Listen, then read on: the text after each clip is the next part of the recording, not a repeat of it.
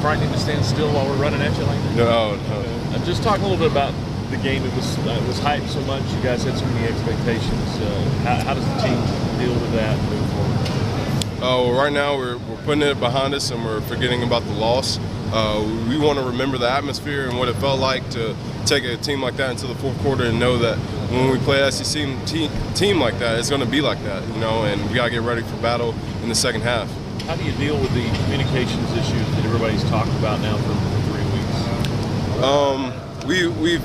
We've really worked them all out, and in certain cases, sometimes it just comes up short, and we just got to continue to work on it and be able to adapt to changes, while we're on the run in the game.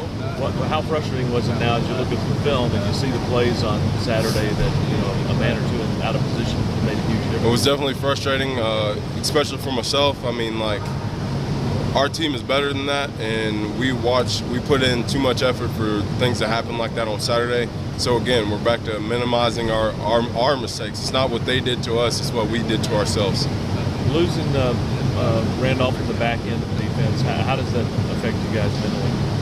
Brian, it's a sad, it was a sad moment. I knew he wasn't okay whenever I saw him laying down and he didn't pop right up, because that's what type of guy Brian is. And we're going to miss him a bunch back there, but we just need the next guy to step up, and I know Brent will be able to do that for us.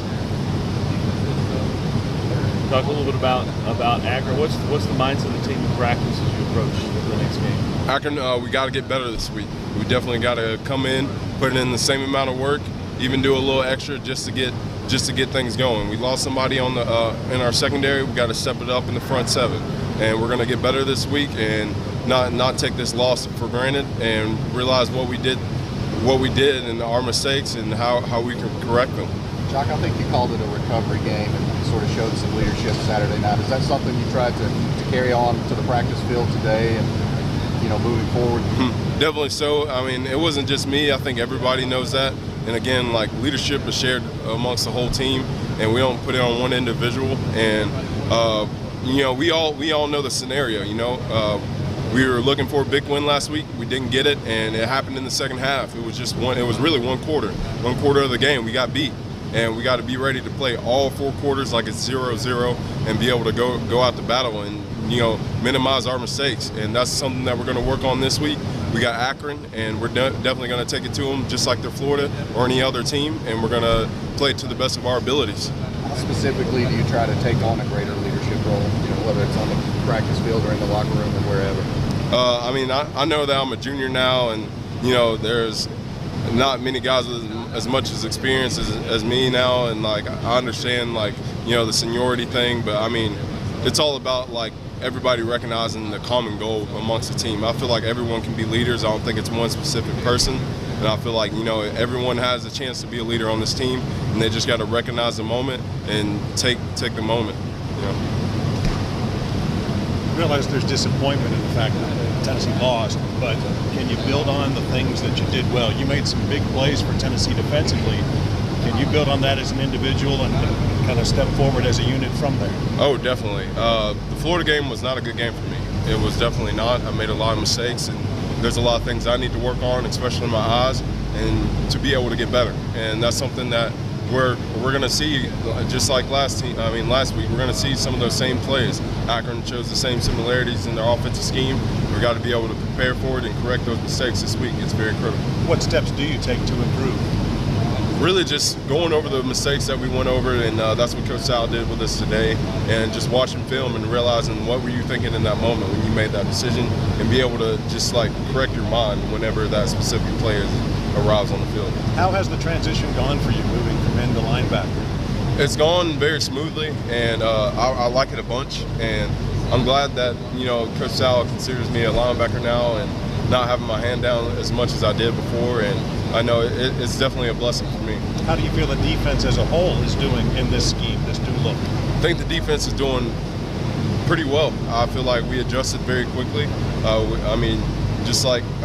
of our team, I guess, common goals is just to face adversity and know whenever it's in us and be able to, smack it back down and be able to handle it. And we definitely handled it, and we've handled it very professionally. And Coach Sal has made sure of that, and I think our defense is looking pretty key. Jacques, you talked about how you still believe in this defense. Just coming in, I mean, how long did you expect there to be some of those little mistakes like miscommunications and misalignments, just because it's so complex? Did you expect there to be a point in the season where you guys get all those down?